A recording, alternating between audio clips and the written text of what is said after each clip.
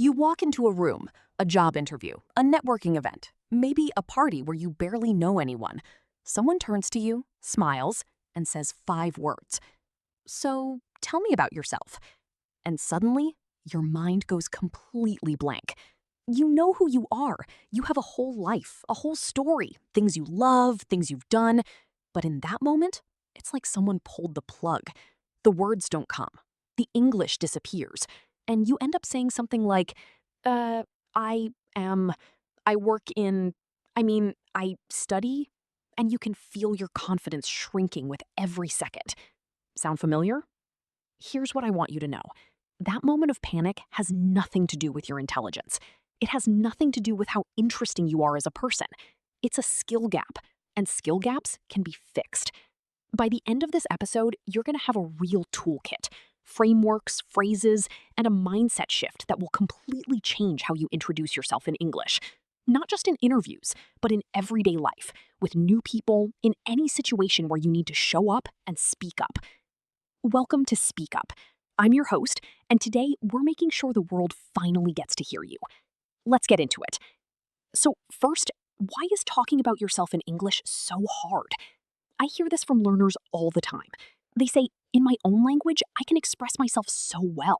I can be funny, I can be deep, I can tell a story. But in English, I feel like a completely different person, a boring, robotic version of myself. Sound familiar? Here's the thing. There are actually 3 separate challenges happening at the same time when you talk about yourself in English. Challenge number 1 is vocabulary. You might not have the words to describe your personality, your background, your experiences in a way that feels like you. Challenge number 2 is grammar anxiety. You're thinking, am I using the right tense? Should I say I am working or I work? Did I just make a mistake? And while you're worrying about that, you lose your train of thought completely. Challenge number 3, and this one is the big one, is confidence. You feel exposed. Talking about yourself means putting yourself out there, and doing that in a foreign language feels doubly vulnerable. The good news? All 3 of these can be worked on, and that's exactly what we're doing right now. Let's start with the basics.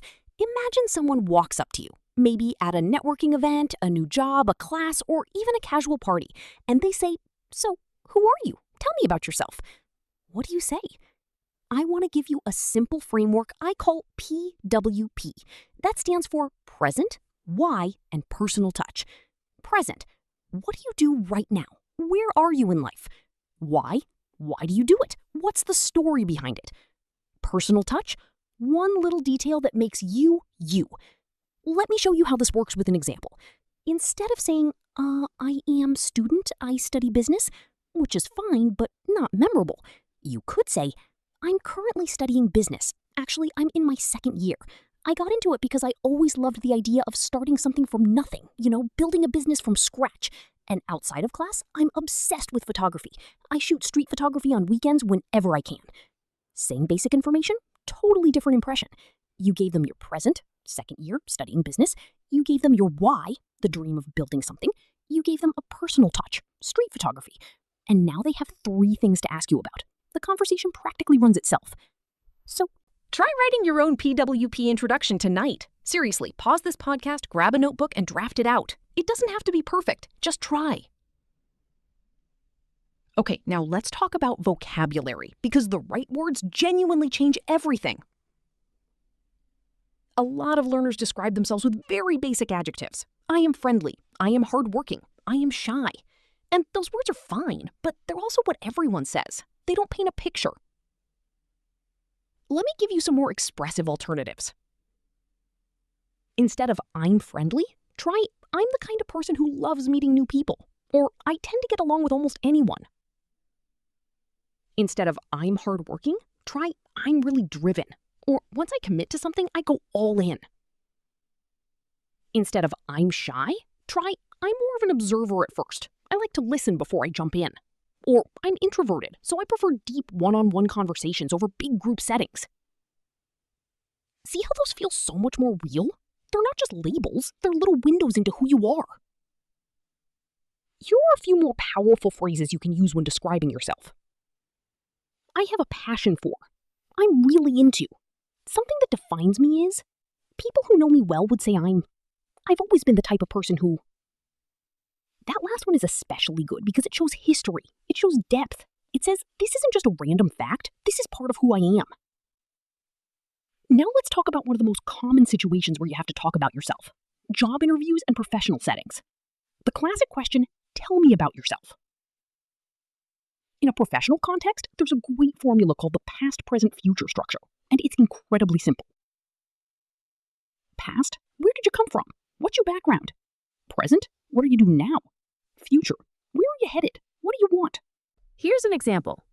Sure, so I studied graphic design back in university. I really focused on digital media and branding.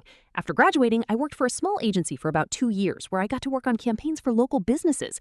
Right now, I'm freelancing and building my own client base. And going forward, I'm really hoping to move into UX design. I've been taking some online courses in that direction and I'm loving it. Clean, clear, confident. One thing I want you to notice, this person used connecting words. After graduating, right now, going forward. These are called discourse markers, and they make your English sound so much more fluent and organized. Your listener can follow you easily. There are no awkward silences where you lose your place. Some other great discourse markers for talking about yourself? To give you a little background. So basically, what really got me started was looking back, and at this point in my life, practice using these and I promise your English will feel more natural almost immediately. Let's pause on the grammar anxiety for a second.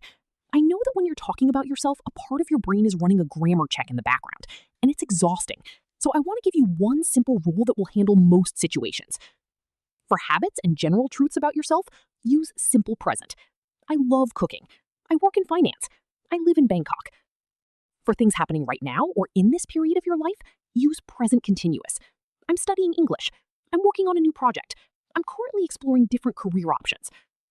For your history and past experiences, use simple past or present perfect.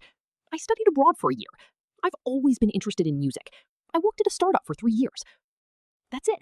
That covers probably 80% of what you need when talking about yourself. Don't overthink it. Fluency comes from doing, not from getting every tense perfect before you speak. Now, let's talk about confidence.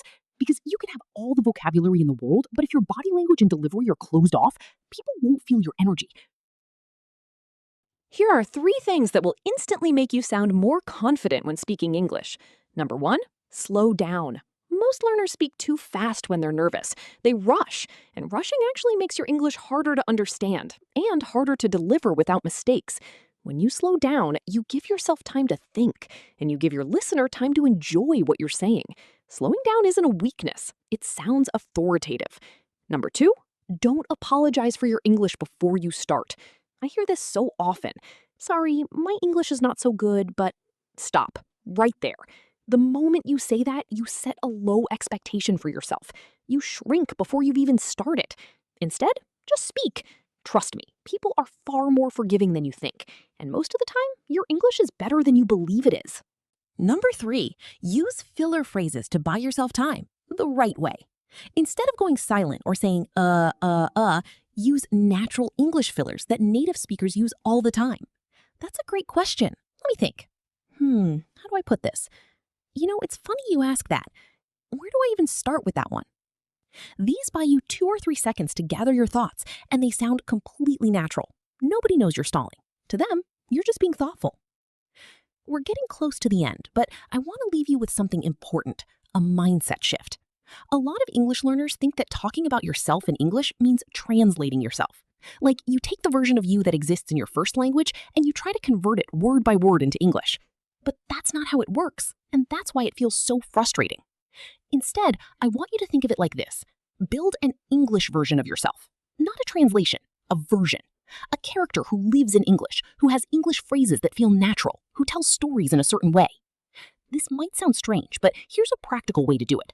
Find an English speaker, could be a YouTuber, a podcaster, a character from a TV show, whose style of talking you admire, someone who seems comfortable and natural, and study how they talk about themselves. What phrases do they use? How do they structure their thoughts? What makes them likable? You're not copying them, you're learning from them. Just like when you learned your first language by listening to people around you. That's not cheating, that's how language learning actually works.